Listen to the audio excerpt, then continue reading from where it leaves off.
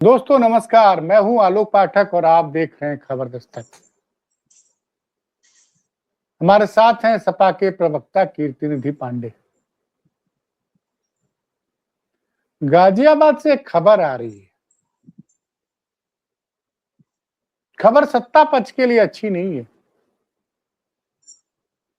मुख्यमंत्री गाजियाबाद में थे आज। क्षेत्र के विधायकों और सांसदों की बैठक की उन्होंने। उसमें भाजपा के विधायक धर्मेश तोपर नहीं पहुंचे वहां पे। जब ये खबर मीडिया में आई तो लोग चौंक गए, क्योंकि धर्मेश तोमर जो है, उन्होंने हाल ही में अखिलेश यादव को उनको जन्मदिन पे बधाई दी थी। वैसे ये पूर्व में समाजवादी पार्टी से विधायक भी रह चुके हैं।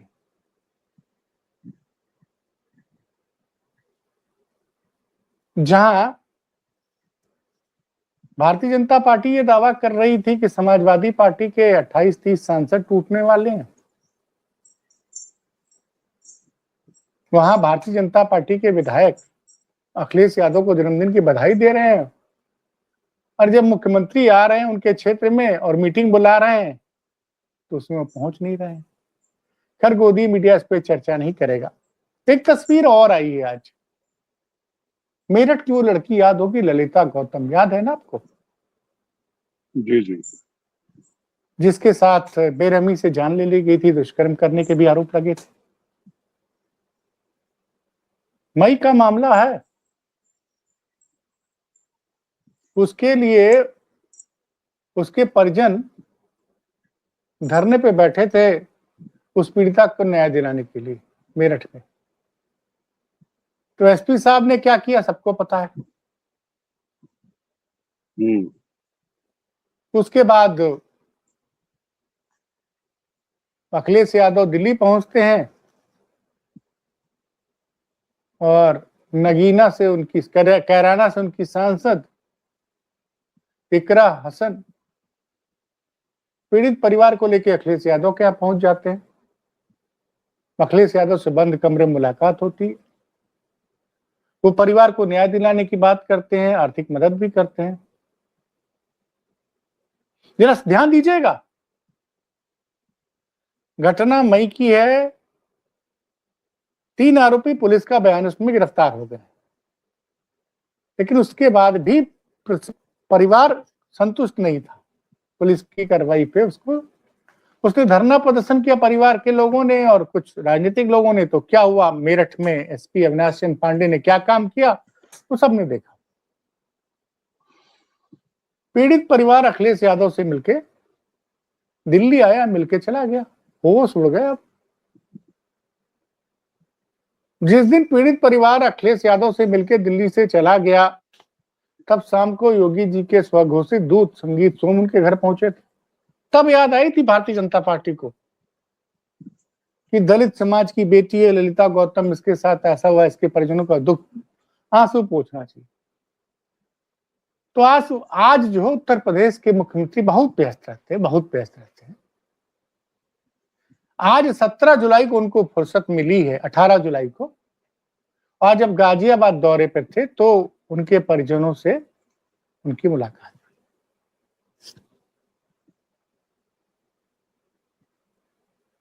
एक सपा का विधायक भाजपा के मुख्यमंत्री से मिलने, मीडिया ब्रेकिंग खबर चली रही है।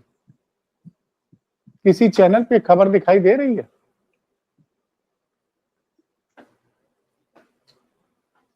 कीर्तिनिधि पांडे जी, ये क्या है जी? क्या माना जाए? अखिलेश यादव ने कहा था, मुझे याद आ रहा है, जब लोगों ने कहा कि टिन्नू यादव की उनकी फोन पे बात होती है, तो उन्होंने एक लाइन बोली थी कि सीडीआर सार्वजनिक हो जाएगी तो सबसे पता चलेगा कि सबसे ज्यादा फोन भाजपा वालों के आए होंगे, क्योंकि बहुत से लोग उधर से इधर आना चाहते हैं। क्या इशारा ऐसे ही नेताओं पे था क्या? देखिए आलोक जी, 2 सवाल जो आपने आज उठाया है। सवाल में एक भारतीय जनता पार्टी के एमएलए द्वारा हमारे नेता आदरणीय अखिलेश यादव जी को जन्मदिन पे बधाई देना, ये लोकतंत्र की एक अच्छी व्यवस्था है। लोकतंत्र में एक दूसरे को जन्मदिन की बधाई देनी चाहिए, सुख दुख में लोगों के भागीदार भी होना चाहिए। हमें लगता है ये काम हमारे नेता आदरणीय अखिलेश यादव जी बहुत बखूबी करते हैं।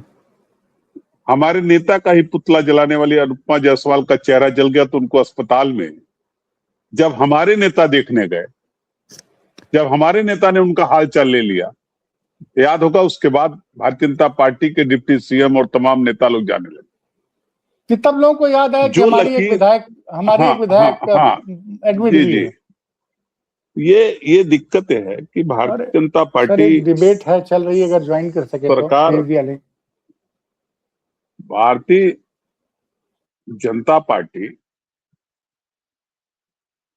आलोक जी, भारतीय जनता पार्टी सरकार जरूर चला रही है, लेकिन उत्तर प्रदेश का एक एक व्यक्ति जो पीड़ित है, शोषित है, वंचित है, परेशान है, दुखी है, उसकी उम्मीद आदरणीय अखिलेश यादव। हम लोगों से तमाम लोग मिलते हैं, कहते हैं कि हमारा ये मसला है, आप किसी तरीके से अपने अध्यक्ष जी को दे देते, कोई ट्वीट भी कर देते तो सरकार संज्ञान ले लेती, हमको न्याय मिल जाता। आज तो मैं एक वीडियो देख रहा था, जो लोग दूसरों के घर बुलडोजर चलने पे जश्न मना रहे हैं, दो महिलाओं का घर गिर रहा है, वो कह रही हैं कि हम तो योगी मोदी के पक्के समर्थक हैं, कट्टर समर्थक हैं, लेकिन आज हमारा घर गिराया जा रहा है। और उनकी भी उम्मीद आदरणीय अखिलेश यादव है। वो भी कह रही हैं कि अगर अखिलेश यादव जी हमारा मुद्दा उठा दें तो शायद हमारा घर बच जाए। वोट उन्होंने योगी जी को दिया है, वोट मोदी जी को दिया है, लेकिन उम्मीद की जो किरण उत्तर प्रदेश में है वो आदरणीय अखिलेश यादव जी। और इसकी कई बानगी है। एक तो मैंने अनुपमा जायसवाल का बताया, दूसरा आप सोचिए ललिता गौतम के साथ जो हुआ, उसको तो कहने में भी शर्म आती है, उसको बताने में भी शर्म आएगी, लेकिन वो बिटिया आज नहीं है, वो बिटिया आज नहीं है। मई की घटना सरकार को उस परिवार से मिलना चाहिए था, सरकार को उस परिवार का संज्ञान लेना चाहिए था। और जो महिला सुरक्षा का दम भर दे रहे थे, जो लगातार महिला सुरक्षा का दम भर रहे हैं कि रात को 12 बजे बेटियां चली जाएं, रात को 2 बजे जाएं, कहीं कोई खतरा नहीं, कहीं कोई दिक्कत नहीं, सब सुरक्षित है, वह सरकार उस परिवार से मिलने नहीं गया। और जब धरने पर बैठा, तो नहीं, जब वो धरने पर बैठा तो जो एसएसपी ने कृत्य किया, मिस्टर अविनाश पांडे ने, उसकी जितनी निंदा की जाए वो कम है। मुझको लग रहा था कि वो देश भावना के साथ वार कर रहे हैं। वो जो आईपीएस बनते समय उन्होंने शपथ लिया था ना, वो शायद वो शपथ भूल गए थे। और हमें लगता है वो देश भावना के साथ जिस तरीके से गिरफ्तारी के बाद गाड़ी में चढ़ करके मारपीट करना और पहुंचते ही हाथापाई करना, पीटना शुरू कर देना लोगों को, वो अधिवक्ताओं तक को पीटने का काम किए। मेरा तो सवाल ही उठता है, मेरा सवाल सिर्फ ये कि जैसे अखिलेश यादव मिलते हैं दलित परिवार से, ललिता गौतम के परिवार से, ललिता गौतम से परिवार से मिलते हैं, बुलवा के मिलते हैं, और कैराना की सांसद इकरा हसन लेके पहुंच जाती है, और इनके न एडीजी मेरठ जोन को पता चलता है, ना गाजियाबाद के पुलिस कमिश्नर। सोचिए मेरठ से जब आएगा तो दो जोन, मतलब गाजियाबाद के पुलिस कमिश्नर को नहीं पता चला, न एडीजी जोन को पता चला, हो सकता नोएडा को, और वो पहुंच जाती है। और ये आज उनके मिलने के बाद अगर आज योगी जी मिल रहे हैं, वो भी मुझे लगता है मुलाकात हुई हफ्ता 10 दिन हो गया। जी। तो क्या दलित समाज अब आप ये बताइए कि दलित समाज उत्तर प्रदेश का देख नहीं रहा है कि कौन किसकी पीड़ा सुन रहा है? और मैं दूसरी बात कर रहा हूं, और बड़ी संख्या में दलित वोटर्स आपके साथ जुड़े थे। मैं कह रहा हूं कि भारतीय जनता पार्टी सरकार जरूर चला रही है, लेकिन वो चल रही है आदरणीय अखिलेश यादव के पीछे पीछे। और केवल एक ललिता गौतम का मामला मई का, उनके परिवार आंदोलन धरना कर रहे थे। मैं फिर उस बात पे आ रहा हूं कि एसएसपी के कृत्य की जितनी निंदा की जाए, मिस्टर अविनाश पांडे की जितनी निंदा की जाए वो कम है। और अगर पुलिस ने यह कृत्य किया है और सरकार की उस परिवार के साथ सिंपैथी है, उस दलित परिवार के साथ, तो एसएसपी के खिलाफ उनको एक्शन लेना चाहिए। एक सवाल का जवाब दीजिए। के खिलाफ उनको कार्रवाई करना। मैं थोड़ा मुद्दे पे आता हूं। और एक मिनट बस अपनी बात खत्म कर। और अगर पुलिस संवेदनशील होती तब तो पता रखती कि ललिता गौतम के घर जा कौन रहा है, ललिता गौतम किससे मिलने जा रही है। पुलिस को तो नहीं, ललिता गौतम तो रही नहीं। ललिता गौतम तो बेचारी उनका परिवार किससे मिलने जा रहा है, इसके बारे में संज्ञान तब रहता ना जब इस घटना के प्रति संवेदनशील रहती सरकार। सरकार तो असंवेदनशील है। और कई घटनाएं उत्तर प्रदेश की हैं आलोक जी, आपके संज्ञान में होगा, कई घटनाएं जिसको मॉरल सपोर्ट, फाइनेंशियल सपोर्ट, न्याय दिलाने के कमिटमेंट के साथ हमारे नेता आदरणीय अखिलेश यादव जी तमाम पीड़ित परिवारों के साथ खड़े रहे और उनके हक की लड़ाई लड़ने का उनको आश्वासन दे करके और इस बात का भरोसा दिए कि जब भी हम सत्ता में आएंगे आपके साथ न्याय होगा। किसी के साथ जो इस सरकार न्याय कर रही है उस सब का एक एक हिसाब सरकार बनने के बाद होगा। जी, ये बताइए कि कितने विधायक हैं आप लोग के संपर्क में भाजपा के? अब देखिए ये वक्त आने दीजिए, धीरे धीरे सब पता चलेगा। और नहीं, आपके संजय निषाद भी तो आप ही के गोरखपुर के आसपास के रहने वाले हैं शायद, अगर मेरी जानकारी सही है तो। नहीं, वो अचानक से पाल सिंह यादव की तारीख, गोरखपुर के, देखिए मैं कंफर्म कर रहा था, वो गोरखपुर के ही रहने वाले हैं और मुख्यमंत्री से और उनके आवास की दूरी 4 से 5 किलोमीटर होगी।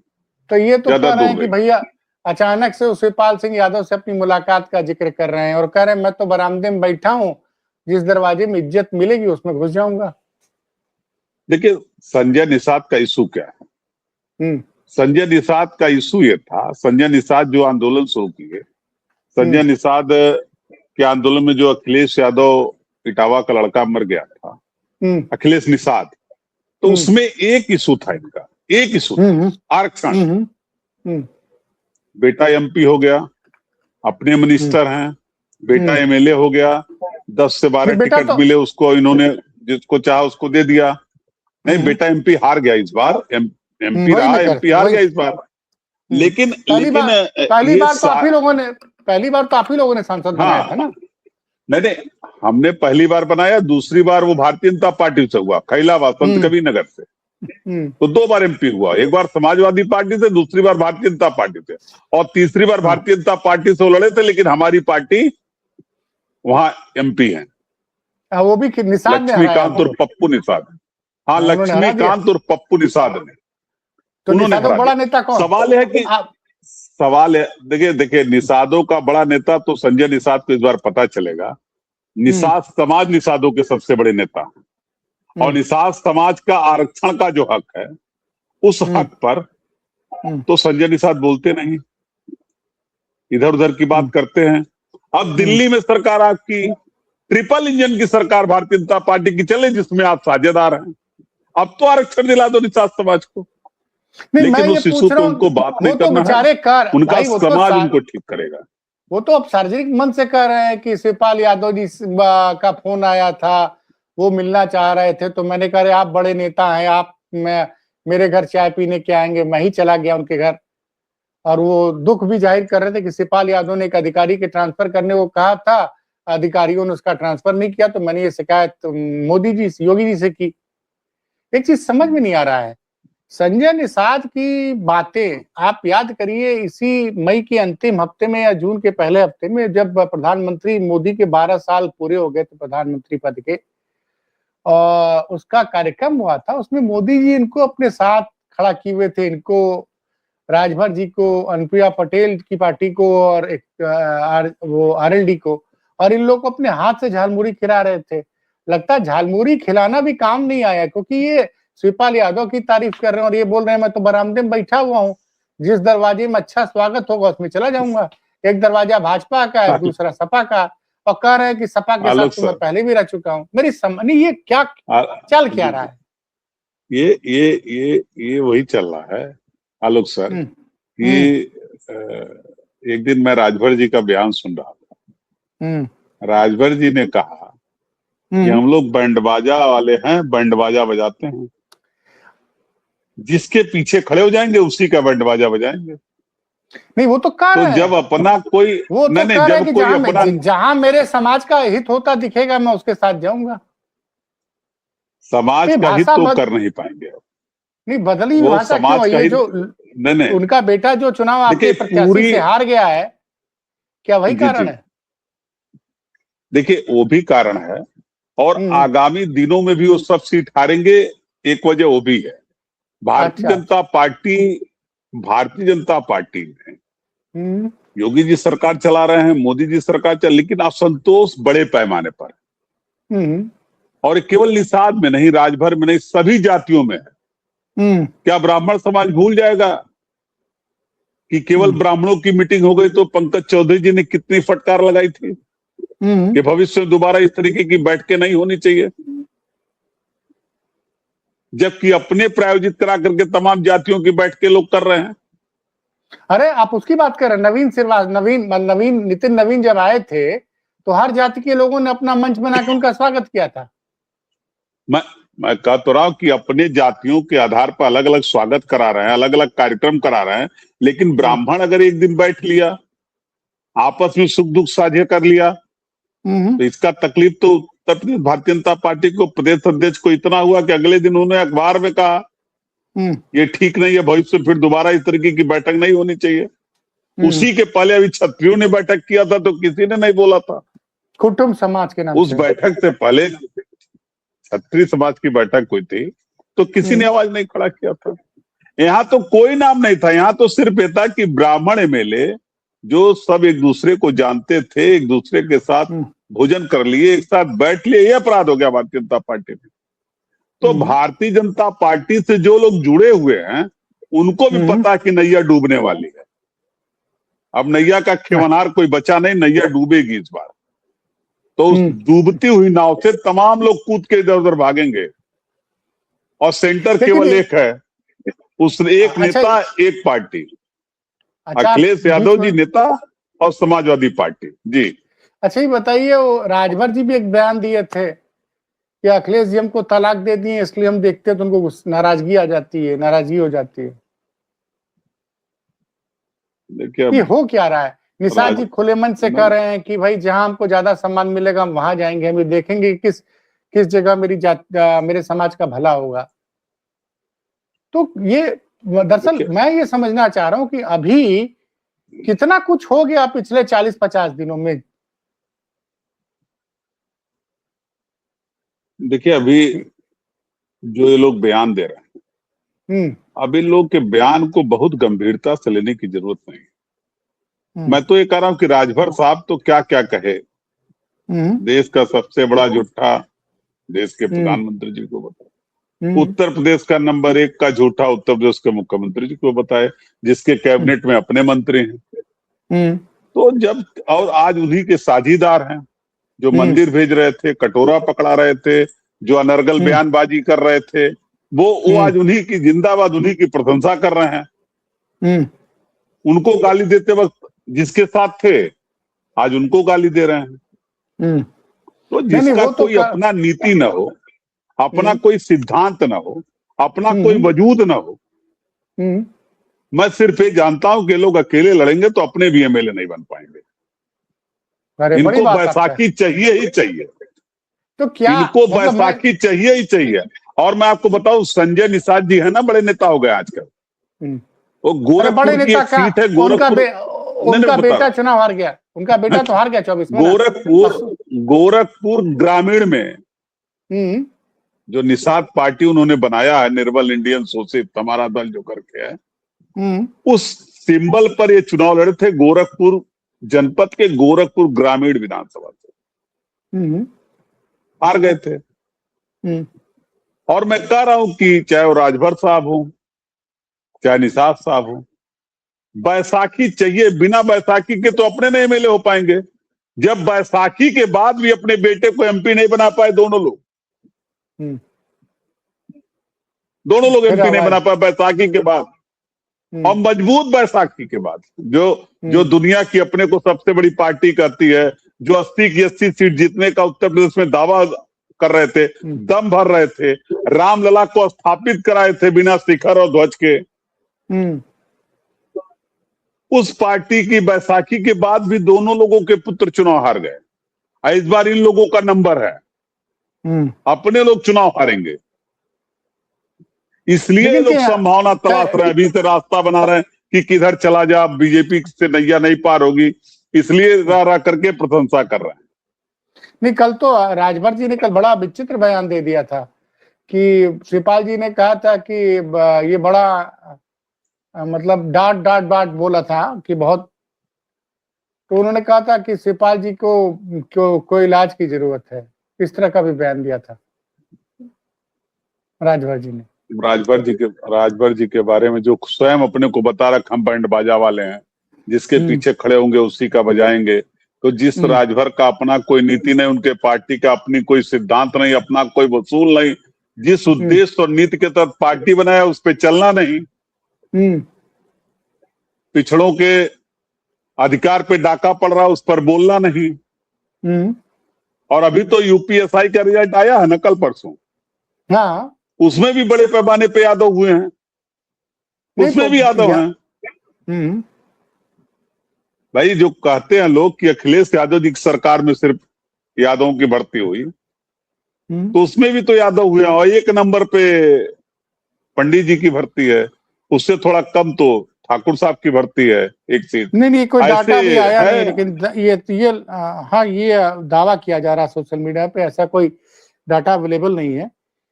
एक चीज समझनी है मुझे कि आप बता नहीं रहे हैं कितने लोग आप लोग के संपर्क में हैं। ये सवाल बहुत कठिन है आपका, इसका सवाल सिर्फ हमारे नेता आदरणीय अखिलेश यादव जी दे सकते हैं। अच्छा, एक मुद्दा कल तो बड़ा लेकिन वो संख्या है, वो धीरे धीरे दिखेगी। हाँ, संख्या तो है, और अवसर आएगा तो अब देखिएगा किस तरीके से टूट के भगेंगे बीजेपी के लोग। तो आपको लग रहा है कि आपकी पार्टी भले न टूटी, भाजपा टूटेगी, आप कंफर्म है? क्यों टूटी नहीं, बीजेपी का भी कोई अपना वसूल थोड़ा है, इधर उधर के सबकी भर्ती कर लिए हैं। आखिर कर्नाटका में क्या हुआ, इनका एमएलसी हार गया। कर्नाटका में भारतीय जनता पार्टी के लोगों ने अपने कैंडिडेट को वोट नहीं दिया। नहीं, वो तो डीके शिवकुमार तो बढ़िया आदमी, वो तो भाजपा को भाजपा की तरह जवाब दिया। ये तो होना ही है, ये तो होना ही है। सरकार बदलेगी तो इस तरीके की तमाम चीजें आपको दिखती नजर आएंगी।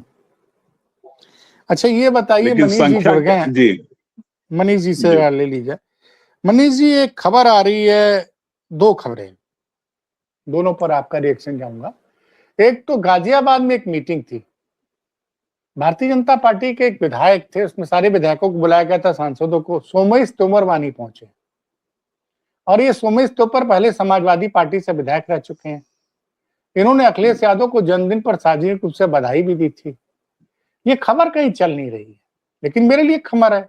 खबर इसलिए है कि भाई, जब समाजवादी पार्टी पे का कुछ भी होता है तो इनके लोग चलाना शुरू कर देते हैं कि सनातन पांडे की सपा ऑफिस में एंट्री बैन। एक सज्जन को मैं सुन रहा था यूट्यूब पे, बड़ी कहानी किस्सा सुनाते हैं, दो पत्रकार लोग किस्सा सुना रहे थे कि सनातन पांडे का समाजवादी पार्टी के ऑफिस में एंट्री बैन है। और मजेदार बात यह है कि जिस दिन वो लोग किस्सा सुना रहे तो उसी दिन मैं जो है बैठा था अखिलेश जी के साथ पास, और वहां पे सनातन पांडे और राजीव राय दोनों लोग थे। तो मैं देख के हंस गया कि वाह भाई वाह, गजब कहानी किस्सा लोग चलाते हैं, और बड़ी बड़ी बातें लोग करते हैं। इस पे क्या कहना है कि भाई, योगी जी से मीटिंग बुला रहे हैं, विधायक ही नहीं पहुंच रहा है। एक पहली बात, इस पे जरा रिएक्शन दीजिए, तो फिर एक और मुद्दे पे आता हूं।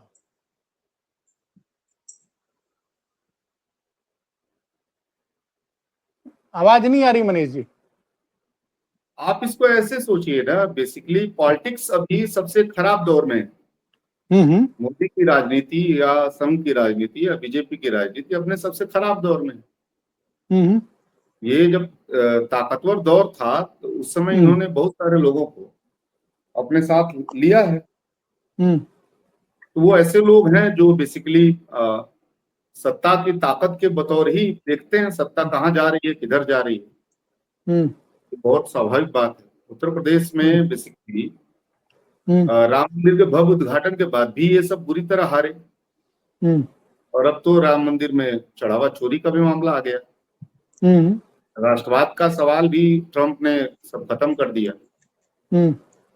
मोदी ब्रांड भी अब बिकना बंद हो गया है। तो ये इसमें अस्वाभाविक क्या है? बेसिकली जिन लोगों को उन्होंने अपनी सत्ता की ताकत दिखा करके जिन लोगों को उन्होंने हासिल किया है, वो कोई बहुत उसमें कोई विचार का मसला तो है नहीं। तो स्वाभाविक सी बात है, राजनीति जब आप ये मैसेज क्या दे रहा है, मैसेज इससे ये मिल रहा है कि आपकी राजनीति वास्तविक रूप से डाउन हो रही है, आपकी पॉलिटिक्स उत्तर प्रदेश में संकट में है। आपकी पॉलिटिक्स संकट में है। वो 27 को लेकर के एक असुरक्षा बोध वहां तमाम बीजेपी के अंदर के नेताओं के अंदर चला गया। तो वो अपना ठौर तलाशेंगे ना, बहुत स्वाभाविक है। इससे एक मैसेजिंग है ये कि बीजेपी की राजनीति उत्तर प्रदेश में कह लीजिए भारी संकट। अगर राज मशीनरी का इस्तेमाल ना हो तो राजनीति तो जीरो हो गई। माने जिस राम मंदिर के बल पे पूरे देश में गए, उसके वही मसला 24 में उनके खिलाफ चला गया, और अब 27 में वो चढ़ावा चोरी उनके लिए जबरदस्त एक तरह से चोट कह लीजिए। और अभी केवल सपा कांग्रेस का सवाल नहीं है। अब तो धर्माचार्य, खास करके शंकराचार्य ने तो एकदम एजेंडा ही खोल दिया है, अभियान ही चला दिया है। तो अब ये मैसेजिंग क्या है? मैसेजिंग ये है कि बीजेपी की राजनीति, इसका मतलब भरोसेमंद नहीं रह गई है।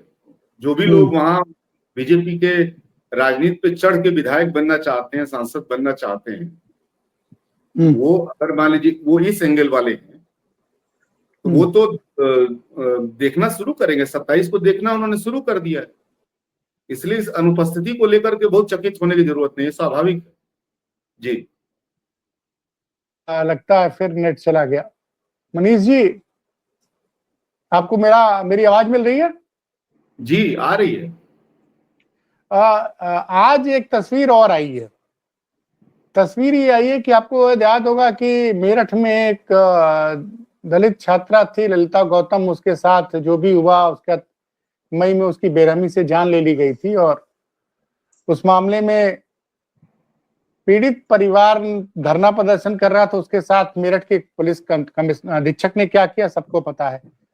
उसके बाद उस परिवार से आज से 10 दिन पहले अखिलेश यादव मुलाकात करते हैं, उसकी आर्थिक मदद करते हैं। तो आज योगी आदित्यनाथ उस परिवार से मिलते हैं। जब अखिलेश यादव मिल लेते हैं तब, और फिर सरकार की तरफ से वादा किया जाता कि 5 लाख की मदद दी जाएगी, गाजियाबाद में मकान दिया जाएगा। अभी तक योगी जी को मतलब मुझे लगता है कि जब किसी बेटी के साथ अन्याय हुआ उसके पीड़ित परिवार से, तो मुख्यमंत्री को पहले ही मिलना चाहिए था।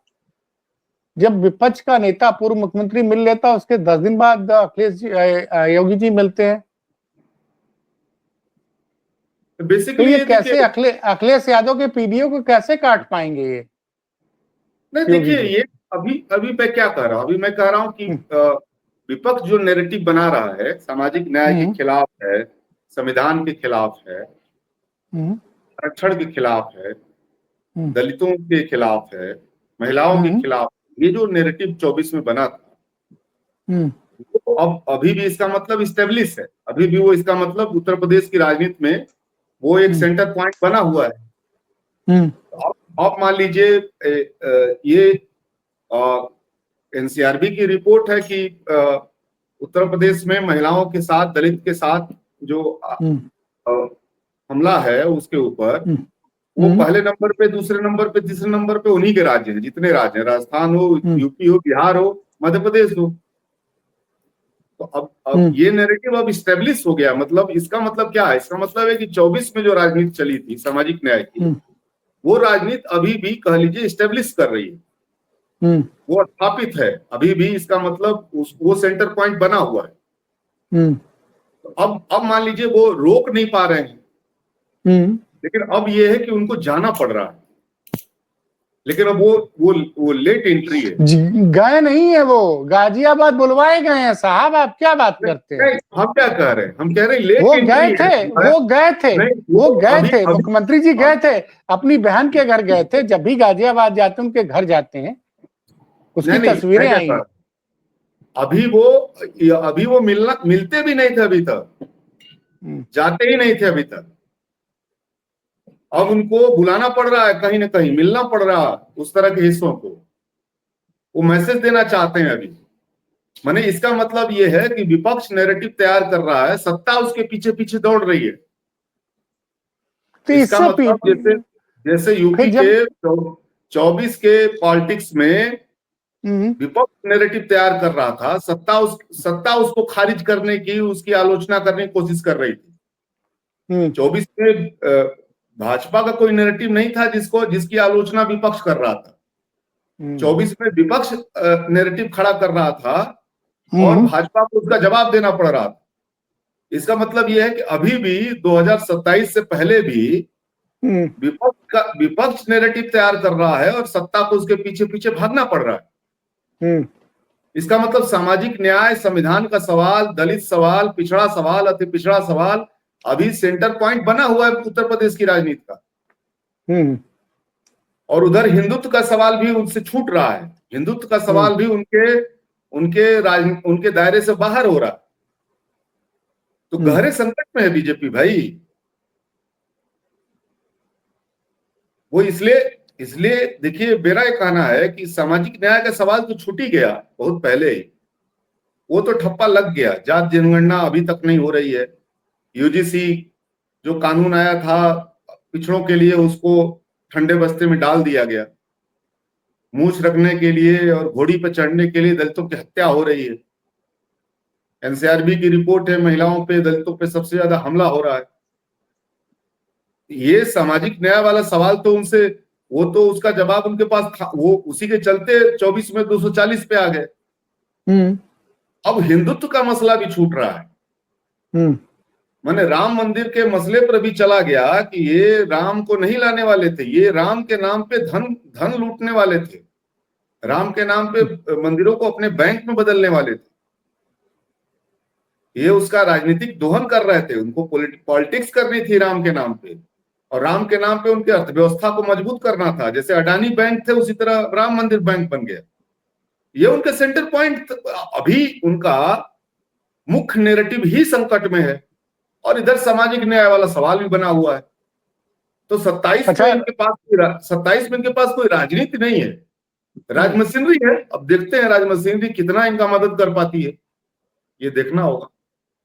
कीर्ति निधि पांडे जी, राज कपूर जी उनको फ्रेम में लाइए। ये एसआईटी की रिपोर्ट फाइनल नहीं आई। कुछ लोग कह रहे हैं सुप्रीम कोर्ट में सबमिट कर दी गई है। तो एसआईटी ने अपनी फाइनल रिपोर्ट सुप्रीम कोर्ट को क्यों सबमिट कर दी? देखिए, 15 जुलाई तक एसआईटी को अपना रिपोर्ट देना था। हाँ, और तरीका तो यही था कि एसआईटी का गठन जिसने किया, एसआईटी उसको रिपोर्ट देती सरकार को। सरकार उस रिपोर्ट को सुप्रीम कोर्ट में देती। सरकार से तो जवाब मांगा गया था एसआईटी रिपोर्ट का, ट्रस्ट से भी मांगा गया था। लेकिन एसआईटी रिपोर्ट चूंकि गोपनीय है आलोक जी, ये ट्रस्ट से पूछा गया था कि एसआईटी रिपोर्ट क्यों ना इसकी जांच सीबीआई से या किसी स्वतंत्र एजेंसी से कराई जाए, एसआईटी रिपोर्ट सबमिट किया जाए। ट्रस्ट भी पार्टी है, भारत सरकार भी पार्टी है और राज्य सरकार भी पार्टी है। नियम तो इस रिपोर्ट को राज्य सरकार को सबमिट करना चाहिए। अब एसआईटी रिपोर्ट सबमिट हुई कि नहीं, देखिए एक बात मैं लगातार कहता रहा हूं। नहीं, मैं इसलिए पूछ रहा हूँ, वकील ने 20 तारीख को मांगा था, 20 तारीख को सुप्रीम कोर्ट में सुनवाई है परसों। देखिए, तरीका यह था कि जिसे मैं कह रहा हूं कि एसआईटी, इसके पहले भी बहुत सी एसआईटी बनी है, बहुत सी एसआईटी बनी है। हाँ, हम आप अगर गिनेंगे तो गिन नहीं पाएंगे। 100 से ज्यादा एसआईटी राज्य की सरकार ने बनाया। कोई घटना हुआ एसआईटी, कोई घटना एसआईटी, कहीं आग लग गई एसआईटी बना दो, कहीं लूट हो गई एसआईटी बना दो, कहीं कोई डकैती हो रही एसआईटी बना दो, कहीं कोई भ्रष्टाचार हो गया एसआईटी बना दो। लेकिन एसआईटी ने कंक्लूजन क्या दिया जिस घटना के लिए बना, इसका अता पता आज तक उत्तर प्रदेश के किसी जनता को नहीं। राज्य सरकार को एसआईटी रिपोर्ट सबमिट हुई कि नहीं सबमिट हुई, ये तो राज्य सरकार बता पाएगी। अधिकारी सब उन्हीं के हैं और उनके जो अधिकारी प्रमुख हैं उनके बारे में सब जानते हैं कि उनके खिलाफ भी माननीय हाई कोर्ट के आदेश पर मुकदमा है। नहीं वो तो हाँ, एसआईटी में कौन कौन इसकी भी रिपोर्ट मांगी है सुप्रीम कोर्ट ने, लेकिन अब 20 तारीख को मतलब 48 घंटे सवाल ये क्या मैंने मांगी है, रिपोर्ट मांगी है, लेकिन जो एसआईटी के हेड हैं उनके खिलाफ भी हाई कोर्ट ने मुकदमा दर्ज कराया। हाई कोर्ट के आदेश पर दर्ज किया। उन्होंने पूछा कि एसआईटी में कौन कौन मेंबर, ये भी पूछा, डिटेल मांगा है। और दो बार पुलिस के लोगों ने एफआईआर लगा दिया, कोर्ट ने एफआईआर माना नहीं। और तो 420 का मुकदमा दर्ज है, 420 का मुकदमा दर्ज है उनके खिलाफ। अब तो कोर्ट को निर्णय लेना है कि एक वह अधिकारी जिसके खिलाफ स्वयं 420 का मुकदमा, वो लूट की जांच कर रहा है, चढ़ावा चोरी की जांच कर रहा है। और माननीय सुप्रीम कोर्ट से तो मैं लगातार निवेदन कर रहा हूं, केस भी पहुंचा है सुप्रीम कोर्ट के पास। सुप्रीम कोर्ट को न्यू खुदाई से लेके पत्थर खरीद घोटाला से लेकर के चंदा मिलने तक, चढ़ावा चोरी तक, एक एक बिंदु की जांच करनी चाहिए। और इस देश के करोड़ों करोड़ सनातनियों को भरोसा दिलाना चाहिए कि न्याय व्यवस्था जिंदा है। कोई चोर जो लोगों की आस्था चोरी कर लिया, चढ़ावे का धन चोरी कर लिया, वो बचेगा नहीं। इसके लिए माननीय सुप्रीम कोर्ट है और ये भरोसा तो लोगों को दिलाना ही पड़ेगा माननीय सुप्रीम कोर्ट को। जी ये बताइए कि योगी जी आजकल बार बार जिन्ना की बात कर रहे हैं कि सपा और बसपा को जिन्ना से प्यार है, हमको गन्ना किसानों से प्यार है, और वो बार बार चुनाव को वही ले जा रहे हैं। और उन्हीं की पार्टी के नेता हैं ब्रजभूषण शरण सिंह, उन्होंने तो कल कमाल का दावा कर दिया। उनका दावा था कि भाई हनुमानगढ़ी में तो कभी नमाज ही नहीं पड़ेगी, पहली बात। दूसरा, उन्होंने ये दावा किया कि हनुमानगढ़ी को बनाने में एक मुसलमान व्यक्ति ने बड़ा सहयोग किया था। जब मैंने गूगल में सर्च किया तो उसमें अवध के नवाब सिराजुद्दौला का नाम याद आया, नाम सामने आया कि उन्होंने हनुमानगढ़ी के नए परिसर को बनाने के लिए जमीन भी दी, तमाम धन भी उपलब्ध कराया। और शंकराचार्य जी कह रहे हैं, हाँ बोलिए। आलोक जी, जिन्ना और गन्ना के बाद हनुमानगढ़ी चलते हैं। अच्छा, जिन्ना गन्ना, हाँ बिल्कुल सही। योगी जी कहते हैं जिन्ना और जिन्ना से प्यार है विपक्ष को, गन्ना से प्यार है हमको, गन्ना किसानों से हमको तो प्यार 2007, हाँ गन्ना किसानों से। उनके एजेंडे में, उनके जो घोषणा पत्र था उसमें था कि गन्ना किसानों का 100 दिन में पाई भुगतान हो जाएगा, 100 दिन में। आज भी हजारों करोड़ रुपया गन्ना किसानों का उनके ऊपर बकाया है। और जहां तक जिन्ना से प्रेम करने की बात हमको बताते हैं, वो शायद भूल जाते हैं कि जिन्ना के मजार पे हमारे नेता नहीं गए थे। जिन्ना के मजार पर उनके नेता एल.के. आडवाणी साहब गए थे चद्दर चढ़ाने। एल.के. आडवाणी साहब चद्दर चढ़ाने पाकिस्तान गए थे जिन्ना के मजार पे। ये शायद उत्तर प्रदेश के माननीय मुख्यमंत्री जी भूल जाते हैं। और चूंकि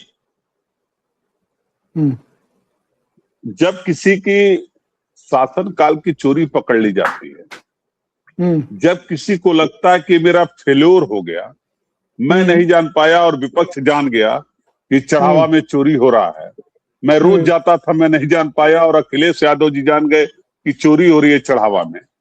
और इस खबर के बाद तमाम लोग जब उत्पन्न हो गए, कोई चांदी की बात कर रहा, कोई सोने की बात कर रहा, कोई चढ़पादिका की बात करने लगा, कोई 1 करोड़ दान की बात करने लगा, जब तमाम लोग देश भर से कंप्लेन करने लगे तो एक है ना कि अब इस मोड़ जो इधर चल दिया है उसका रुख कैसे मोड़ा जाए, योगी जी उस पर काम कर रहे हैं। योगी जी उस पर काम कर रहे हैं। अब तो थोड़ा सा उनका लेवल मीडिया के लोगों ने, जिसको गोदी मीडिया कहा गया, उन्होंने ऊपर कर दिया। पहले कॉन्क्लेव में सवाल जवाब होता था। 2-3 दिन पहले एक मैं बड़े मंच पे देखा कि कॉन्क्लेव की शुरुआत में मुख्यमंत्री जी गए और भाषण दिया और निकल लिए, न कोई सवाल न कोई जवाब। हमारे नेता प्रतिपक्ष माता प्रसाद पांडे जी ने कहा था, उसी मंच पे कहा, ये तरीका गलत है। कोई आए कुछ भी बोले, बोल के चला जाए। जब तक क्रॉस एग्जामिन नहीं होगा तब तक सच सामने कैसे आएगा? और मुख्यमंत्री जी से तो क्रॉस एग्जामिन हुआ ही नहीं, कोई क्रॉस सवाल ही नहीं पूछा गया उनसे।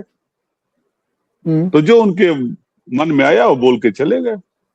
और जो बात उन्होंने हनुमानगढ़ी पे कहा, हनुमानगढ़ी के सवाल पर उन्हीं के पार्टी के सांसद हैं रहे बृजभूषण शरण सिंह जी, जिसके बेटे उन्हीं के साथ एमएलए हैं, और वो कह रहे हैं कि हनुमानगढ़ी की सीढ़ियों पर कभी नमाज नहीं पढ़ा गया।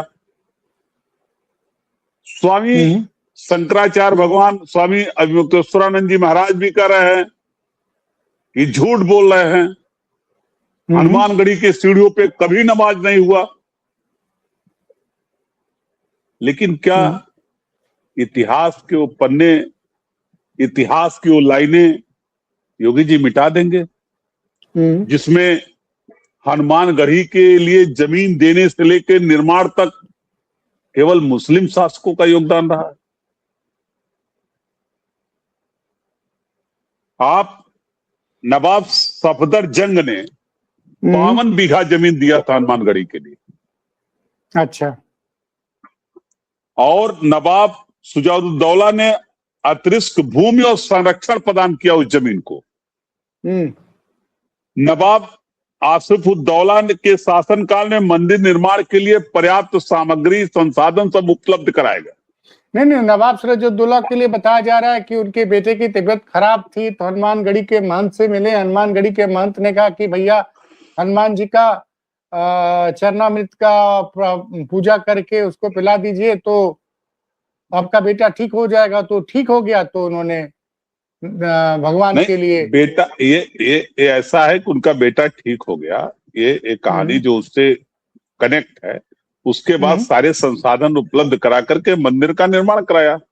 और जो उस वक्त महंते, शायद अभय रामदास जी उनका नाम था, बाबा अभय रामदास, जो इतिहासों में है, वो बाबा अभय रामदास जी हैं, जिनके अनुरोध पर वो मंदिर का पूरा निर्माण और उसका पूजा और अपने बच्चों को बचाए, ये तमाम चीजें उसमें उल्लिखित हैं। कभी ये भी बता देते, किसी मुस्लिम लीडर ने आज तक ये बात नहीं कही होगी कि हनुमानगढ़ी की जमीन मुस्लिम शासक ने दिया, हनुमानगढ़ी मंदिर का निर्माण किसी मुस्लिम शासक ने कराया, ये हमको दे दीजिए, ये हमारा है, हमारे राजाओं ने दिया था, हमारे धर्म के लोगों ने दिया था, किसी ने नहीं मांगा।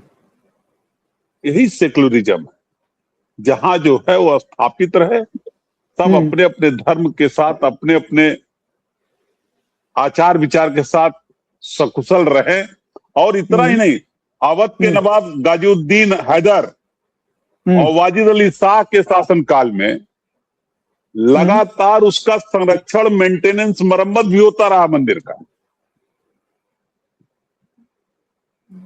ये सब तो सब मुस्लिम। रुकिए, मैं किसी भाजपा वाले को जोड़ता हूँ क्योंकि ये इस पे भाजपा वालों का भी पक्ष बहुत जरूरी है। लेकिन सवाल ये उठता है कि नहीं, मेरी बात दूसरी है कि आप ये बताइए कि बृजभूषण शरण सिंह योगी जी को क्यों गलत साबित करने पे तुले हुए हैं? क्या जो गलत, कुछ लोग ये कह रहे हैं कि बृजभूषण शरण सिंह, एक मिनट सुनिए, मेरा पूरा सवाल पूरा हो जाने दीजिए। बृजभूषण शरण सिंह कभी न नेताजी की बुराई करते, न कभी अखिलेश यादव की बुराई करते हैं। बृजभूषण शरण सिंह आपकी पार्टी से 2009 में सांसद भी चुने गए थे। तो जैसे सोमेश तोमर है उसी तरह से ब्रजभूषण शरण सिंह का भी दिल तो नहीं बदल रहा है, मतलब मन तो नहीं बदल रहा है। देखिए, ये तो ब्रजभूषण शरण सिंह जी का मन है, वो बताएंगे कि मन बदल रहा है कि नहीं बदल रहा, लेकिन वो सच बोल रहे हैं, वो किसी को झूठा नहीं साबित कर रहे हैं। वो जो सच है वो बता रहे हैं कि हनुमानगढ़ी की सीढ़ियों पे नमाज नहीं पढ़े गए। ये वो सच बताने का प्रयास कर रहा है, वो किसी को झूठा साबित करने का प्रयास है। अब कोई झूठ बोलेगा तो कोई न कोई तो सच, अब तो कई संत भी बोल रहे हैं, हनुमानगढ़ी के कई महंत बोल रहे हैं कि मुख्यमंत्री जी गलत बयानी कर रहे हैं, कभी सीढ़ियों पे नमाज नहीं पढ़ी गई। नहीं, एक सज्जन तो आज दावा कर रहे हैं कि उनके पास वीडियो है। वीडियो तो उनके पास नहीं है आलोक जी।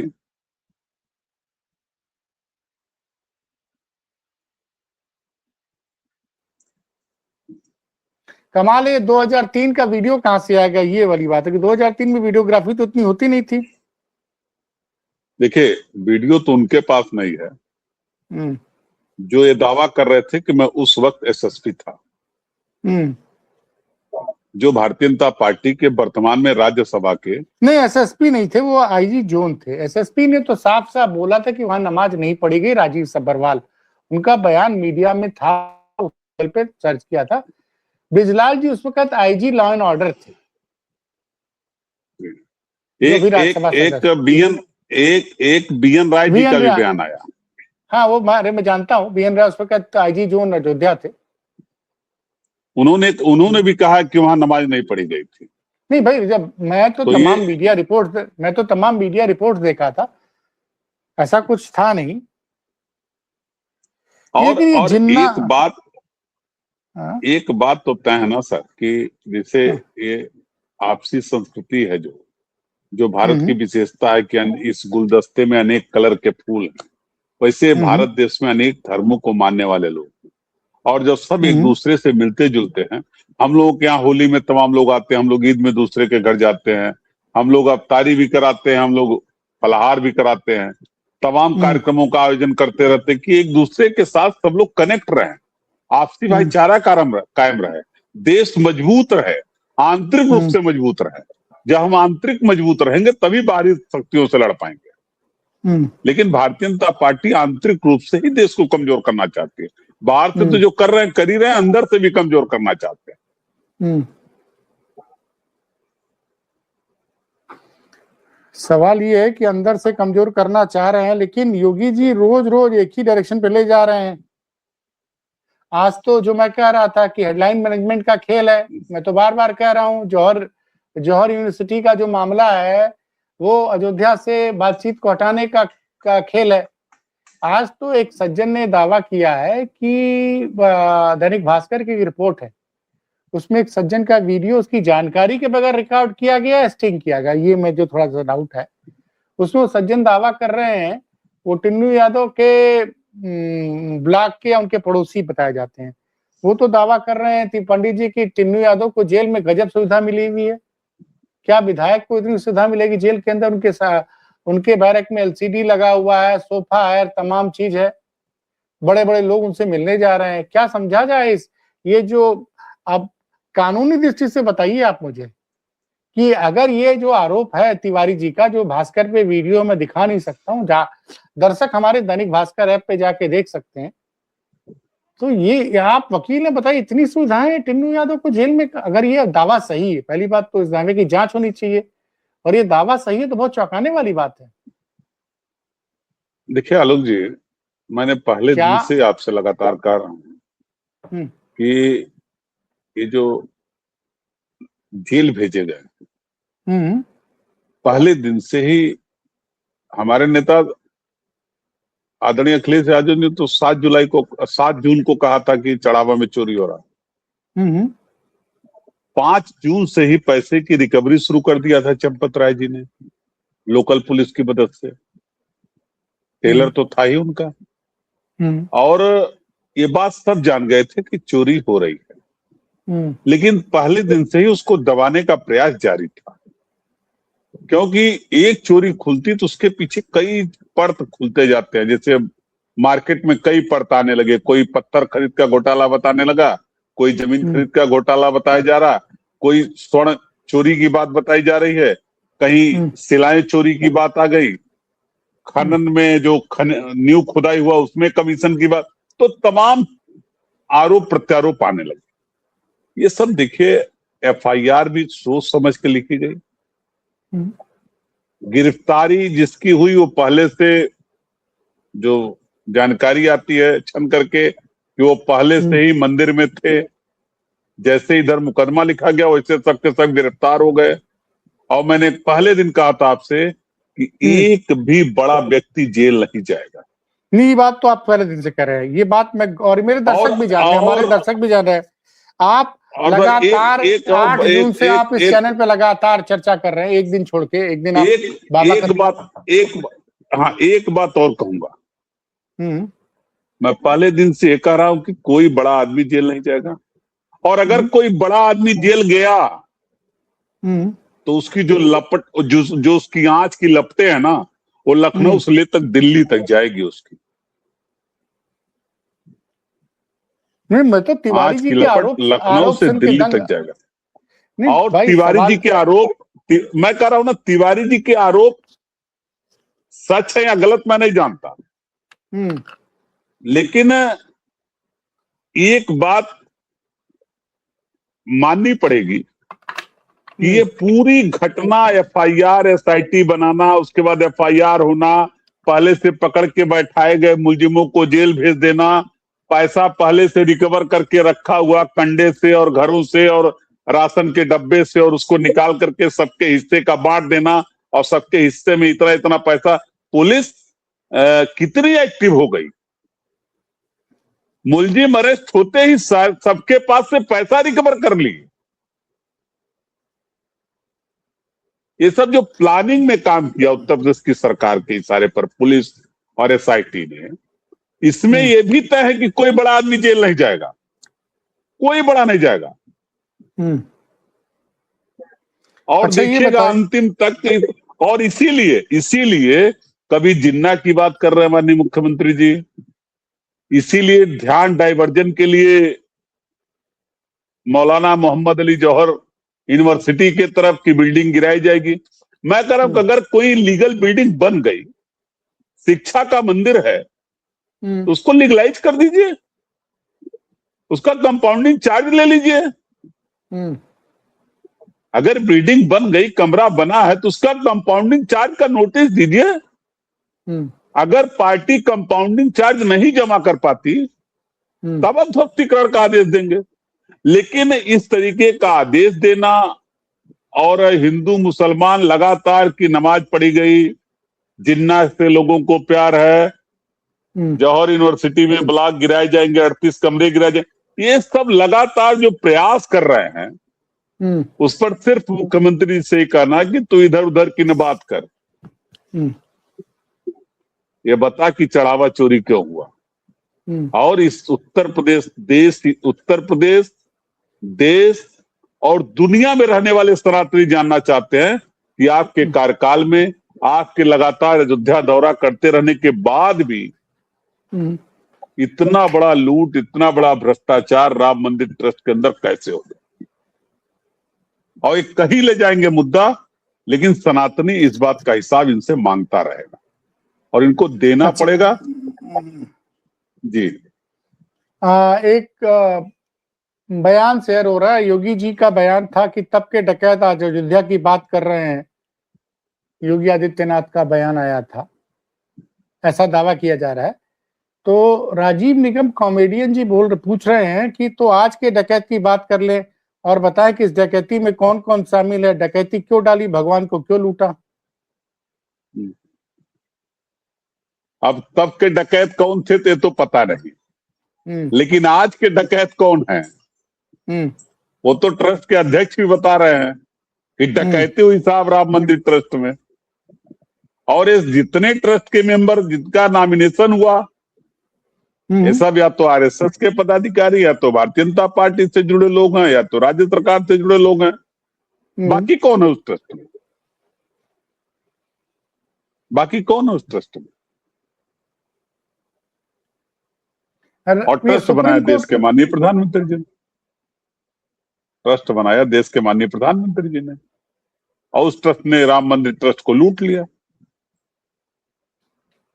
हर मोड़ पे लूट लिया।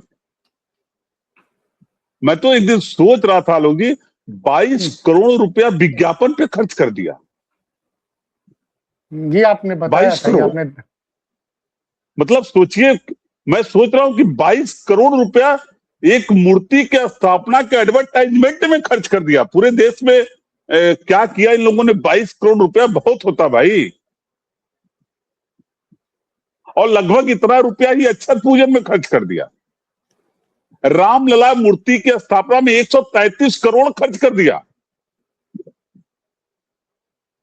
न एक पैसा योगी जी का है और न एक पैसा मोदी जी का है, न भारतीय जनता पार्टी का पैसा है, न आरएसएस का पैसा है। इस देश के 140 करोड़ सनातनियों का पैसा लुटा रहे हैं दोनों हाथ से।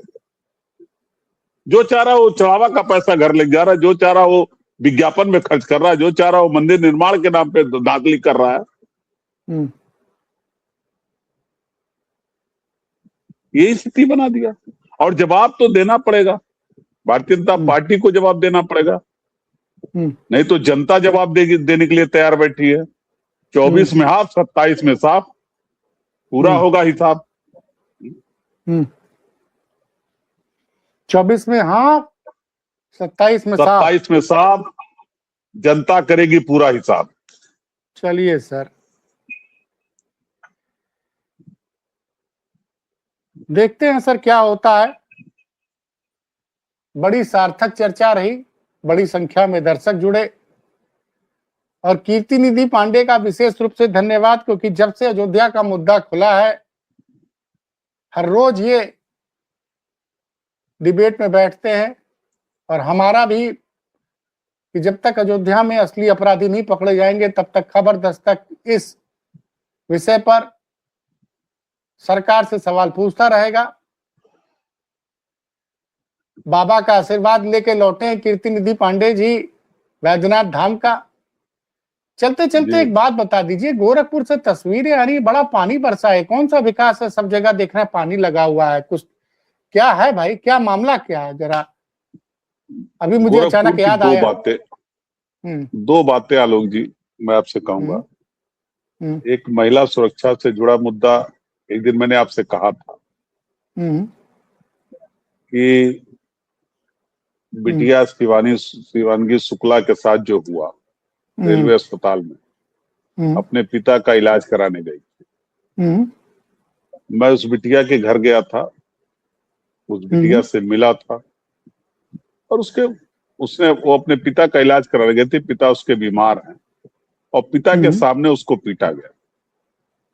परिवार के अंदर बड़ा दर्द है। हम लोगों ने प्रयास किया, उसका नतीजा रहा कि कुछ सुरक्षा भी एक दो उसके मिले हैं इस समय। लेकिन अभी भी 5-6 की गिरफ्तारी के बाद भी जो लोग स्कॉर्पियो में भर के आए थे, वो सारे मुलजिमों की गिरफ्तारी गोरखपुर की पुलिस अभी तक नहीं कर पाई। जो रात के 12 बजे सड़कों पे घूमने के लिए बेटियों की सुरक्षा की दावा कर रहे हैं, वो अपने जनपद में दिन में 12 बजे बिटिया की सुरक्षा नहीं कर पा रहे। दूसरी बात, गोरखपुर में जितने नाले बने, जितनी सड़कें बन रही, हल्के बरसात में, कल भोर में 4 बजे आज पानी बरसना शुरू हुआ था, 3:30-4 बजे, और जो 7-8 बजे तक पानी बरसा है, उसका अंजाम ये रहा कि अस्पताल में पानी लग गया, सड़क पे पानी लग गया, दाऊदपुर एक मोहल्ला पूरा डूब रहा है, जटेपुर में पानी लग गया, हुमायूंपुर में पानी लग गया, और जहां जहां नहीं संभव था वहां भी पानी लग गया। और बड़े तादाद पे सड़कों पर लोगों के आवागमन में असुविधा हो रही है। और हमारे नेता तो लगातार आदरणीय अखिलेश यादव जी कहते हैं कि बरसात का मौसम आ गया, गोरखपुर के लोग नाव की व्यवस्था करें, गोरखपुर में नाव चलानी पड़ेगी। और हर साल का ये व्यवस्था, हर साल प्रशासन तैयारी करता है। तो गोरखपुर को वेनिस बना दिया गया है ना। अब आप क्या सोचिए, वेनिस का मजा गोरखपुर में। नहीं, ठीक, गोरखपुर वेनिस बन जाए, लेकिन गोरखपुर के लोग तकलीफ झेल रहे हैं, आवागमन में लोग गिर रहे हैं, लोगों को चोटें आ रही हैं। और हर साल मैं कर हर साल नगर निगम। अच्छा, एक मिनट सच बताइएगा, ये गोरखपुर में पानी जो लगता था, क्या जब से योगी जी मुख्यमंत्री बने तभी से लग रहा है कि उसके पहले से भी लगता था? एकदम सब ये भूल जाइए कब सपा के प्रवक्ता। नहीं, मैं एकदम क्लियर बताऊंगा, पानी पहले भी लगता था। हाँ, तो फिर ठीक है। अब नाव चलने की व्यवस्था। अब दूसरी बात बता रहा हूँ। जितने नाले बने, जितने नाला बना, सब बेतरतीब बने। अब आप कोई प्रमुख रोड अगर ऊपर कर देंगे और नाले उससे भी 4 इंच ऊपर रहेंगे, और उस रोड पे तो जो पानी आ रहा है वो निकल जा रहा है, लेकिन उससे सटे जितनी गलियां हैं, सभी गलियों में जल जमाव है, लोगों के घरों में पानी जा रहा है, दुकानों में पानी जा रहा है। तो कोई डेवलपमेंट, एक अच्छी सड़क बना करके अगर हम 2-4 हजार लोगों को चलने की बेहतर सुविधा दे रहे हैं, तो क्या 10,000, 12,000, 15,000 लोगों को डुबो दे बरसात में? किसी के घर में पानी जा रहा है, किसी के दुकान में पानी जा रहा है, किसी के गाड़ी में पानी जा रहा है, कितनी आपके साथ में पानी लग रहा है। नहीं तो ये मतलब कुछ लोग कह रहे हैं कि 1-2 दिन तो किसी भी शहर में जब पानी जरूरत से ज्यादा बरसेगा, रिकॉर्ड तोड़ पानी बरसा है क्या गोरखपुर में? मैं तो कह रहा हूँ 4 बजे बरसना शुरू हुआ, 3:30-4 बजे, 6-7 बजे बंद हो गया। तो कितने घंटे पानी निकलता है? अगर 2 घंटे 3 घंटे पानी भी शहर के नाले और नालियां नहीं बर्दाश्त कर पा रहे हैं, सफाई व्यवस्था अच्छी नहीं हो पा रही है, नाले बेहतर तरीके से नहीं साफ हो रहे हैं, तो ये फेल्योर तो भारतीय जनता पार्टी का है, क्योंकि मेयर भी उनका है, विधायक स्वयं मुख्यमंत्री जी हैं, सरकार भारतीय जनता पार्टी की, और विकास की लंबी चौड़ी बात करते हैं। मैं तो कहता हूं आपको भी आमंत्रण कर रहा हूं, आइए गोरखपुर, कभी घूमिए, खास करके तब जब बरसात का मौसम हो। सर तो देखिए, नहीं कितने आप जो बता रहे हैं, तो गोरखपुर प्रधानमंत्री जो मीडिया में तस्वीर पेश की जाती है, गोरखपुर का जबरदस्त विकास कर दिया है, रामगढ़ ताल, हम जब छोटे थे मेरे बाबा वहां जेल सुपरिटेंडेंट थे, बहुत पहले की बात बता रहा हूँ, 74-75 में गोरखपुर जिला जेल में सुपरिटेंडेंट थे, और वो जो ऑफिसर्स कॉलोनी थी बाबा का, वहां मकान मिला हुआ था, वो रोड मुझे नहीं याद आ रही है, सरकारी ऑफिसर्स के मकान बने होते थे, और मैं एक सेंट एंथोनीस स्कूल में पढ़ा करता था, वो सिविल लाइन, हाँ सिविल, मुझे एग्जैक्ट लोकेशन, बहुत छोटा था, फर्स्ट या सेकंड में रहा हूँगा। तो और बाद में हमारे चाचा की ससुराल भी रही गोरखपुर में। तो रामगढ़ ताल को सुना बड़ा खूबसूरत बना दिया है। देखिए, फिर अभी वही बात मैं कहूंगा कि लकीर जो हमने खींचा है, नहीं अब बताइए, हम तो कोई अपनी, कोई गोरखपुर आए कोई अपनी लकीर नहीं, मैं कह रहा हूँ कोई अपनी लकीर है नहीं। जो सर्किट हाउस का जो वो नौकायन का रोड है, वो हमारी सरकार में बना,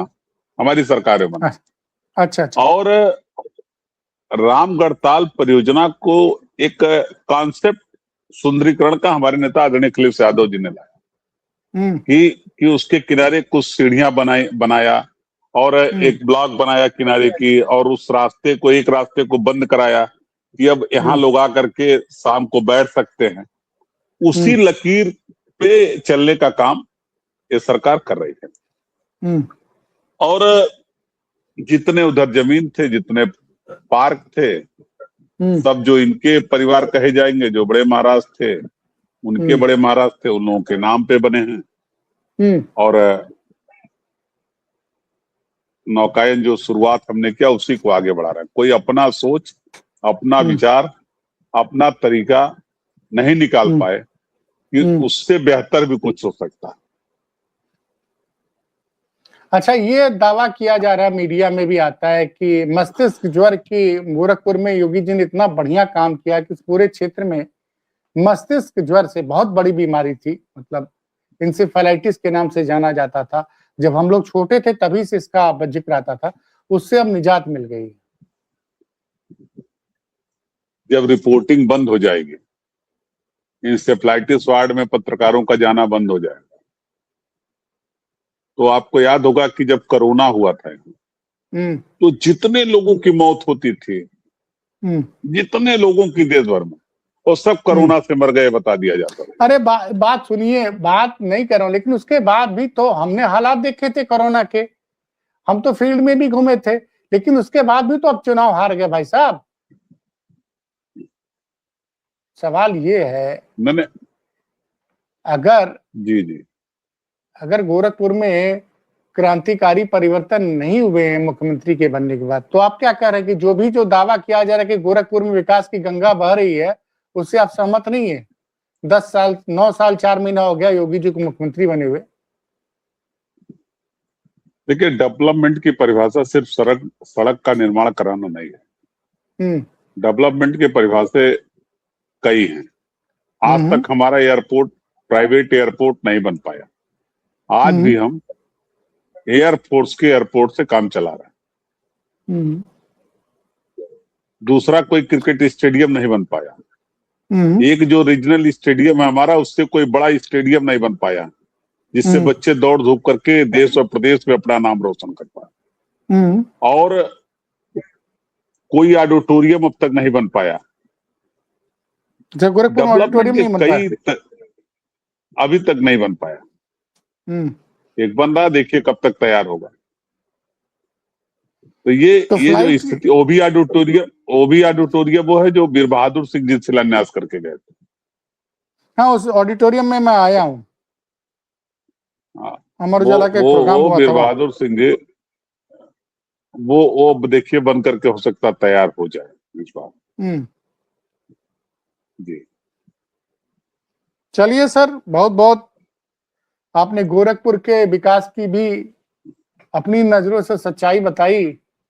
हम लोग तो ये मान रहे हैं कि गोरखपुर वालों को वेनिस का मजा मिल रहा है, वेनिस की तरह नाव का सफर कर सकते हैं, और स्पेन बना दिया। क्या कहा था रविशंकर ने क्या कहा था, मतलब रवि किशन ने स्पेन से तुलना की थी ना। अरे रवि किशन के बारे में क्या कहा जाए, वो फिल्मों में अच्छे लगते हैं। अरे अब तो सुना कि गोरखपुर यूनिवर्सिटी ने उनको स्पेशल प्रोफेसर बना दिया है, आज क्लासेस लिए हैं, मीडिया बड़ी चर्चा है। हाँ, प्रोफेसर बना दिया उनको, उनसे ज्यादा काबिल कोई नहीं था। प्रोफेसर ऑफ प्रैक्टिस करके कोई पद दिया गया, ये मैं नया शब्द सुना। प्रोफेसर ऑफ प्रैक्टिस, वो 4-5 प्रोफेसर इस तरीके से बनाए गए। अच्छा, वो कार्य समिति जो है विश्वविद्यालय की, उस कार्य समिति ने अपॉइंट किया है। लेकिन ये कि रवि किशन क्या पढ़ाएंगे और क्या बताएंगे, कितने लोकप्रिय हैं, इसका अंदाजा आपको भी है और पूरे उत्तर प्रदेश को, क्योंकि जौनपुर में भी चुनाव लड़ चुके हैं। तब भी कलाकार थे, जौनपुर के लोगों ने नकारा था। तो अब तो उस दल के सहारे चल रहे हैं, जब तक दल चल रहा तब तक चलेंगे। अपनी पहचान से तो जीत नहीं पाए चुनाव। अगर अपनी पहचान से जीतना होता तो जौनपुर में भी जीत जाते। तो तब तो कांग्रेस से लड़ रहे थे ना। मनोज तिवारी गोरखपुर में लड़े। हाँ, तो वो तो आपकी पार्टी से लड़े। मनोज तिवारी बहुत बड़े कलाकार हैं, गोरखपुर से लड़े थे। हाँ, तो वो भी हार गए। नहीं, सवाल है कि अगर आप कलाकार हैं, आपकी बड़ी पहचान है, आप लोकप्रिय है, तो आप अपनी पहचान से जीत जाइए। किसी दल से लड़िए, क्या फर्क पड़ता। जब आपको भी दल के सहारे ही जीना है, तो फिर आपका पहचान, आपकी लोकप्रियता शून्य है। वही हाल रवि किशन जी का भी है, वही हाल मनोज तिवारी का भी है। चलिए कीर्ति जी बहुत बहुत धन्यवाद, बड़ी संख्या में दर्शक जुड़े, उन सभी का धन्यवाद। और मनीष शर्मा जी बीच में जुड़े थे, उनका भी बहुत बहुत धन्यवाद।